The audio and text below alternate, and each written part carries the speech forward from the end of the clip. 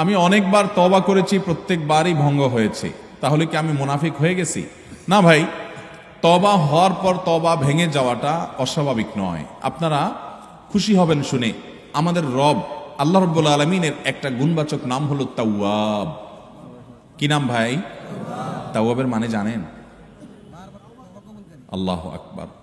Repeatedly, বারবার যিনি বান্দার তওবা কবুল করেন।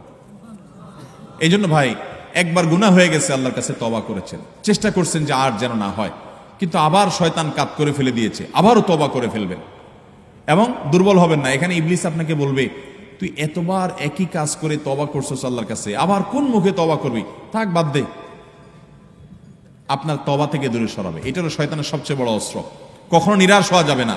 তওবা আগের বারের চাইতে পরের বারটা আরো স্ট্রং করবেন, যে ঠিক আছে আগের বারটা তওবা আমি দুর্বল ছিল, এটাকে আরো স্ট্রং করব, চেষ্টা করবো না ইনশাআল্লাহ।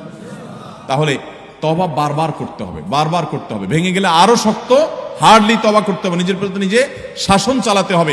এভাবে ইনশাআল্লাহ সামনে আগাইতে হবে। ভারতবর্ষের একজন কবি বলেছেন, আরে ইয়ে কুস্তি তো হয় অমর ভর কি, কবি ও দাবালে কবি তু দাবালে। ইবলিসের সাথে তোমার লড়াই তো সারা জীবনের। কখনো ইবলিস তোমাকে কাত করে ফেলে দিবে, তোমার দ্বারা গুনাহ করে ফেলবে, আবার কখনো চোখের পানি ফেলে কেঁদে কেটে আল্লাহর কাছে একান্তে। ভাইরা, কিছু নির্জন সময় কাটানো দরকার। আমাদের কোনো নির্জন সময় নাই। নির্জন সময় হলে ওই মোবাইলে আমরা ঢুকে পড়ি, মোবাইল টোবাইল বন্ধ করে ফেলে দিনে রাতে 24 ঘন্টার ভিতরে 5 ওয়াক্ত নামাজের পরে আগে যে কোনো সময় অন্তত 2-4-5টা মিনিট একটু চিন্তা ভাবনা করবেন, একটু নিজের হিসাব মিলাবেন, আল্লাহর সাথে কথা বলবেন। আজকে একটা গুনাহ হয়ে গেছে, আজকে একটা কাস্টমার মহিলা আসছে, তার সৌন্দর্য দেখে তাকে নিয়ে বাজে চিন্তা জল্পনা কল্পনা করেছি, নোংরামি করেছেন, গুনাহ কাজ করেছেন। কোনো কাস্টমার এসেছে, তার সাথে ফাঁকি ঝুঁকি দিয়েছেন, 2 নাম্বারই করেছেন, মিথ্যা কথা বলেছেন, কিনা দর এত আসে বলেছেন, আসলে এত আসে নাই। এই যে মিথ্যা বলেছেন কয়টা টাকার জন্য, এই টাকা দুনিয়াতে থেকে যাবে, মিথ্যাটা আপনার আমলনামা যুক্ত হয়ে আখিরাতে যাবে।